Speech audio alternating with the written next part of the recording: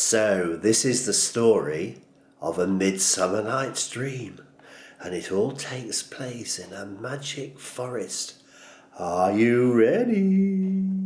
So our story starts with Theseus, who is the Duke of Athens.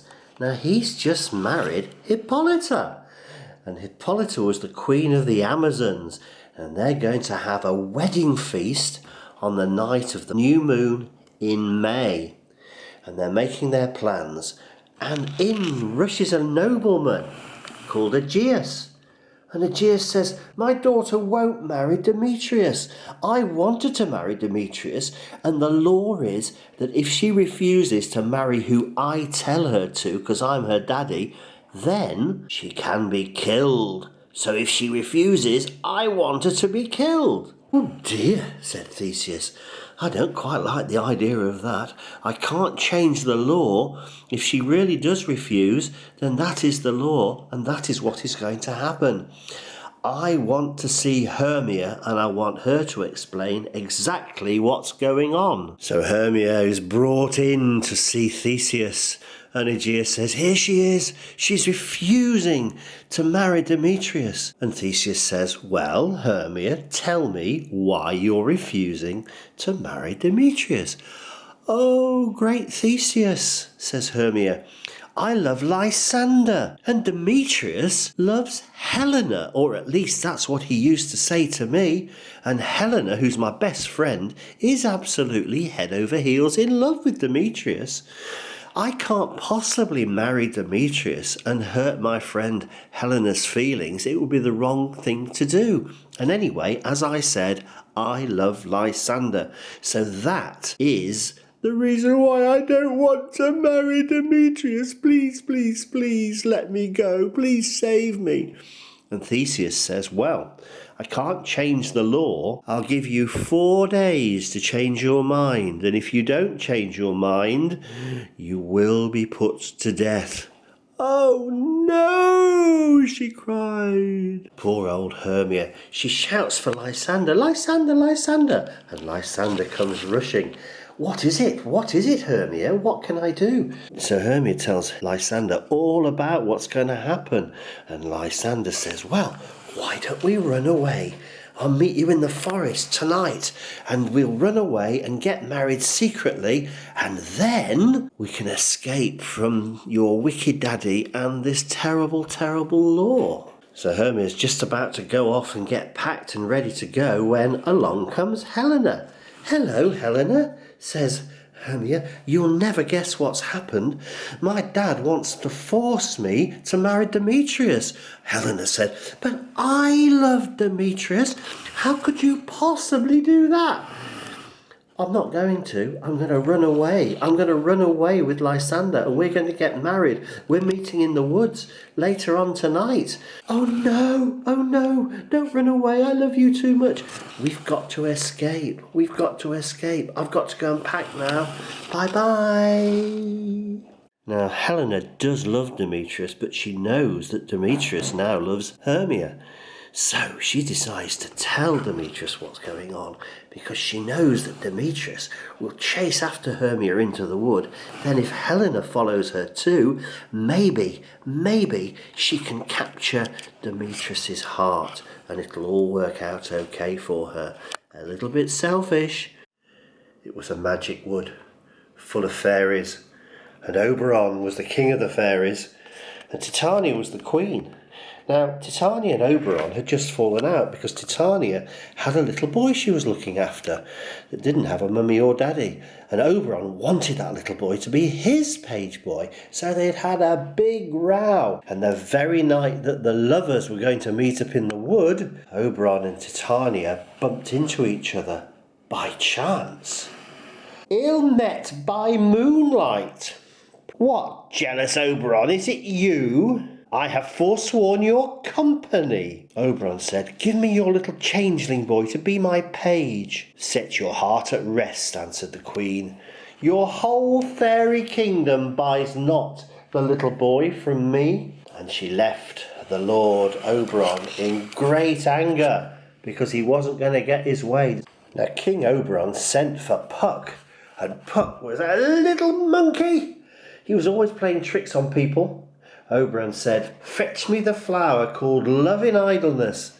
The juice of that little purple flower, laid on the eyelids of those who sleep, will make them, when they wake up, fall in love with the very first thing they see. Now, some of the juices of that flower I'll drop on the eyelids of Titania when she's asleep, and the first thing she looks at when she wakes up, she'll fall in love with, even if it's a lion or a bear, a meddling monkey or a busy ape. Before I take this charm off her eyes, which I can do with another charm I know of, I will make her give me that little boy to be my page."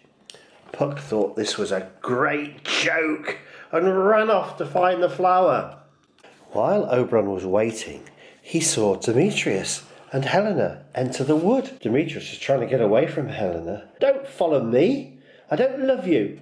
Helena was very, very sad. When Demetrius tried to get away, Helena chased him. Oberon felt very sorry for Helena, so when Puck got back, he said, "Hey, Puck, there's a man and a woman who've just been here, and the man doesn't love the woman, and the woman really loves him, and they went chasing off. Go and take a little bit of that flower, and when he falls asleep, put a little bit of it in his eyes, but make sure that she's very close by when you do it. Then when he wakes up and he sees her, he'll fall in love with her, and they'll get together forever." Puck promised to do the good job. Oberon went off to find Titania, and he found her sleeping in a little bower, even though she got a big grin on her face. And he crept up and he put some of the juice in her eyes, and he said, "What thou seest when thou dost wake, do it for the true love take." But then Puck found them, and he thought, well, these must be the people that my King Oberon was talking about, because they're wearing Athenian clothes. And so he put the juice in Lysander's eyes. But when Lysander woke up, it was Helena that he saw, and so he fell in love with Helena instead. Now Helena knew that Lysander was Hermia's boyfriend, so she was really cross when Lysander said he loved her.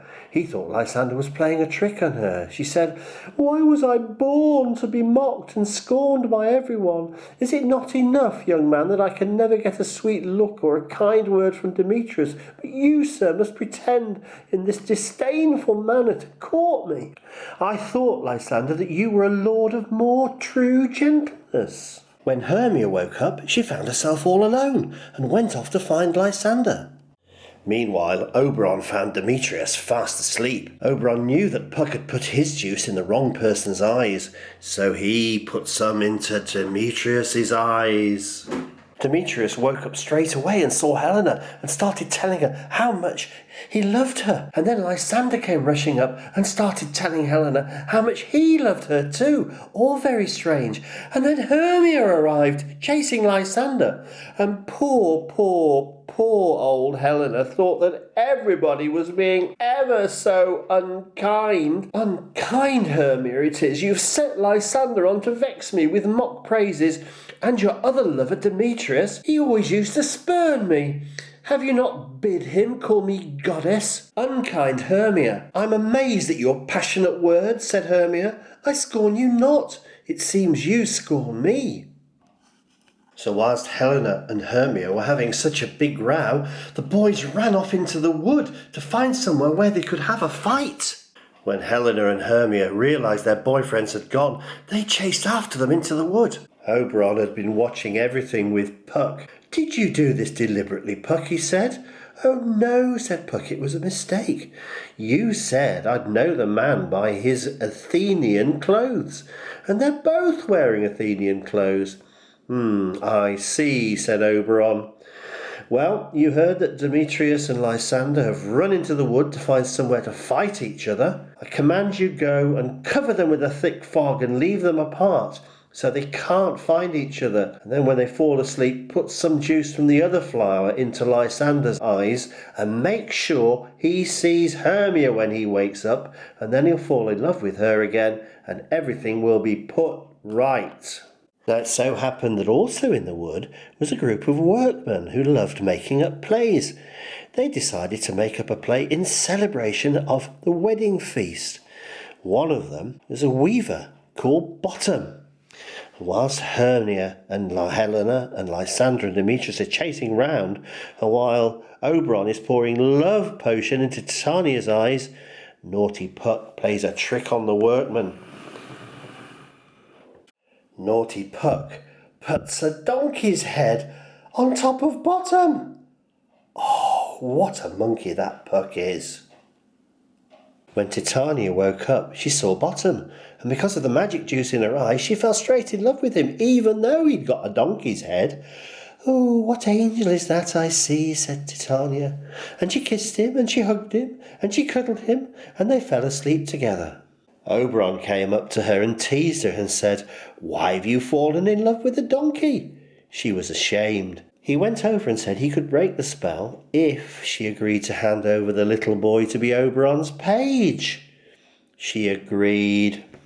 So Oberon took the donkey's head off Bottom and left him fast asleep.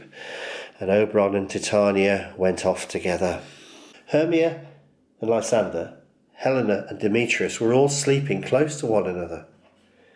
Hermia woke up first and saw Lysander. He woke up and saw Hermia and fell in love with her all over again. Helena and Demetrius woke up, and Demetrius fell in love with Helena, and Helena was really happy. Just as they woke up, Aegeus came running in, chasing after Hermia. But when he realised that Demetrius wouldn't marry her because he was in love with Helena, he changed his mind and he let Hermia marry Demetrius. The two pairs of lovers went to Theseus and Hippolyta's wedding feast, and they had a wonderful time. And Bottom and his friends acted out their play, and a lovely evening was had by everyone. But you can be sure that Puck wasn't too far away, and I bet he got up to some mischief.